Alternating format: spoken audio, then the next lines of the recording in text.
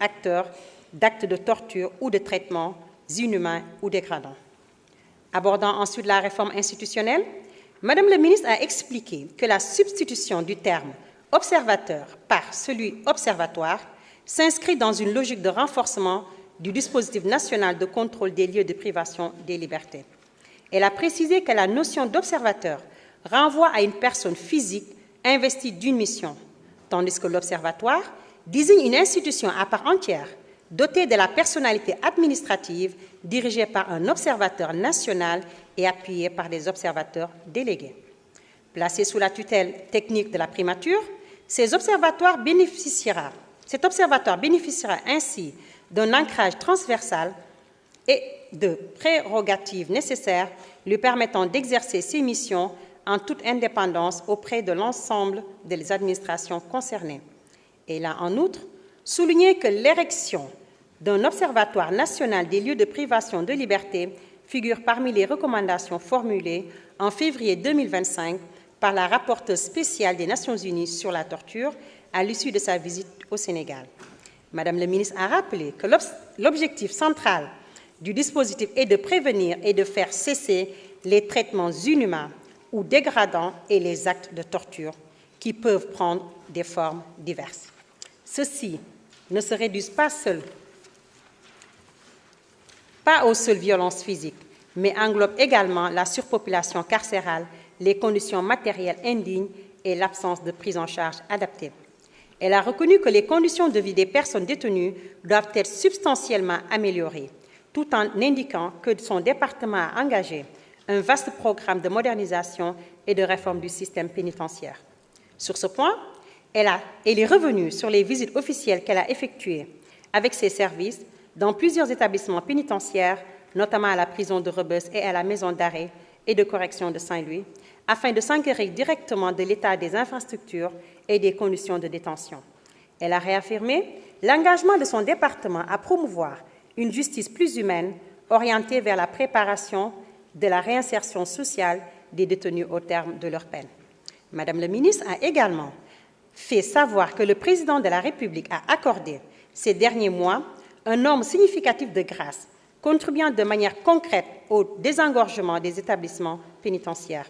Elle a indiqué que toutes ces initiatives s'inscrivent dans une démarche de refondation du système carcéral, à la lumière des manquements et insuffisances mises en évidence par les observations de terrain et par des rapports successifs du mécanisme national de prévention. Selon elle, le dernier rapport de l'Observatoire a fait ainsi état des lieux de détention qui ne répondent pas encore aux normes et standards internationaux, tant en matière d'hébergement que d'hygiène, l'accès aux soins et des respects de la dignité humaine. Dans cette perspective, Madame la ministre a informé que la mise en œuvre d'un programme ambitieux de modernisation pénitentiaire.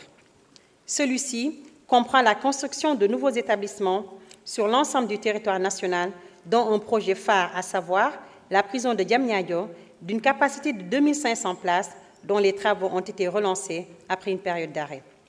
L'objectif est de désengorger les prisons existantes, de renforcer la sécurité des établissements et de les aligner progressivement sur les normes internationales en matière de droits humains. Madame la ministre a conclu en indiquant que ces mesures permettront de façon structurelle de remédier à la vétusté et à l'inadaptation des nombreuses infrastructures pénitentiaires. Elles devront également contribuer à corriger les conditions de détention inhumaines, marquées par le surpeuplement carcéral et par la dégradation de l'hygiène et du cadre de vie des personnes privées de liberté. Au moment du vote du projet de loi, et conformément aux dispositions du règlement intérieur de l'Assemblée nationale, vos commissaires ont examiné et adopté des propositions d'amendement présentées par Monsieur le Président de la Commission des lois, de la décentralisation, du travail et des droits humains. Ces amendements sont annexés au présent rapport. Satisfaits des rapports apportés par Madame le ministre, vos commissaires ont adopté à la majorité le projet de loi numéro 09-2025 portant création et fixant les règles d'organisation et de fonctionnement de l'Observatoire national des lieux de privation de liberté. Il vous demande d'en faire autant si cela ne soulève de votre part aucune objection majeure. Merci beaucoup, honorable. Madame le ministre de la Justice, garde des Sceaux, avez-vous des observations de forme à faire sur le rapport?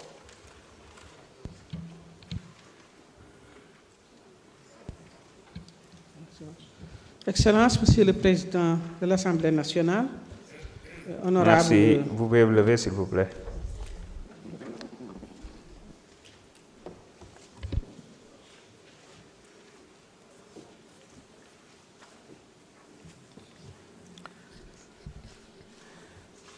Salam alaikum. Excellences, Monsieur le Président de l'Assemblée nationale, honorables députés, j'ai quelques amendements au projet de loi portant création et fixant les règles d'orientation et de fonctionnement de l'Observatoire national des lieux de privation de liberté. Amendement 1. Madame la ministre, là on est au stade des observations de forme. Pour les amendements, ce sera vers la fin. Ah bon? Ouais. Non, je n'ai pas d'observation de forme. C'est parfait alors. Voilà, ok. Pour les amendements, ce sera vers la fin. J'attends alors. Merci beaucoup. Mes chers collègues, avez-vous des observations de forme?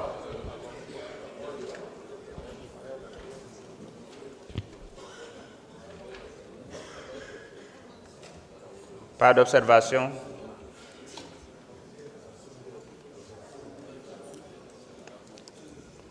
La discussion générale est ouverte sur les conclusions de la commission. Ceux qui souhaitent prendre la parole peuvent insérer leur carte et la demander.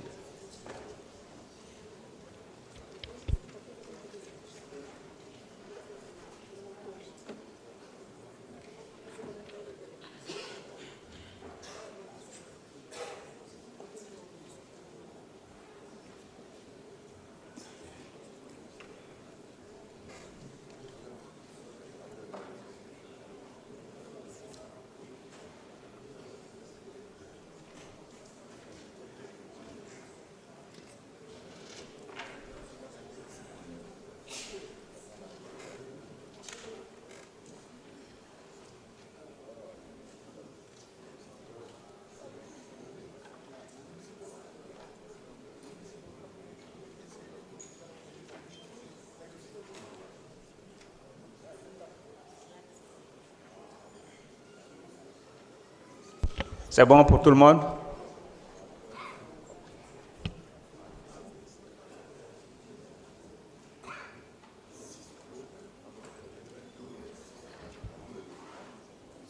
C'est bon?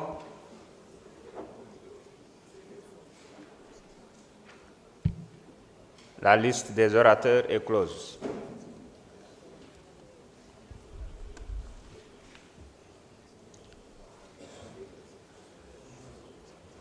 Je vais procéder à la lecture. Mohamed Sall, Thierno Alassane Sall, Fama Ba, Alioune Sen, Alioune Dieye, Guy Marius Sagna, Félicité Mbougar Sarr, Maïmouna Bousso, Mamadou Diaw, Anta Dia, Baran Fafana, Seynabou Yassine Samb, Ismaïla Diallo, El Hadji Ousmane Fall. Saï Cissé, Ousmane Diop, Abdoulaye Thomas Faye, Awa John, Amadou Diallo numéro 2, Fatou Ngom, Abdou Mbow, Safiatou Sow, Yungar John,